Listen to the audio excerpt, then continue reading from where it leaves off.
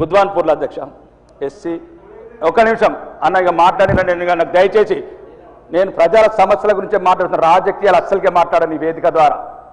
ప్రజల సమస్యల గురించి చెప్పకపోతే ఎవరు మాట్లాడతారన్న సామాన్యుడి గురించి?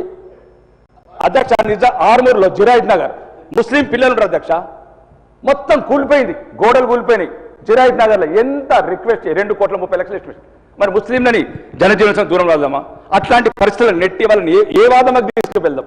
మళ్ళీ తీవ్రవాదులు అంటారు, ఉగ్రవాదులు అంటారు, మళ్ళీ ఇట్లా చేస్తారు, రెచ్చగొడతారు, వాళ్ళతో కలిసి ఉంటారు, మళ్ళీ మా మీద విషయం చెబుతారు. నేనేమంటా అధ్యక్ష, చిన్న చిన్న సమస్యలు అధ్యక్ష, మేము ఏం అడుగుతలేము.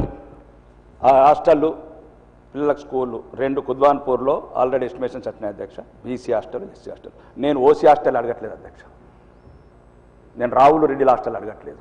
అది అడిగిన వాళ్ళు చాలామంది ఉన్నారు. BC SC Kudwanpur land ready ఉంది 5 ఎకరాలు. రెండోది జిరాయిద్ నగర్లో ముస్లిం స్కూల్ ఉంది అధ్యక్ష, చాలా వెనుకబడ్డది, అంతా కూలిపోయింది సగం. ఎవరు చెప్పుకోలేకపోతున్నారు అధ్యక్ష, నేను చెప్తున్నాను సామాన్యుల విషయం.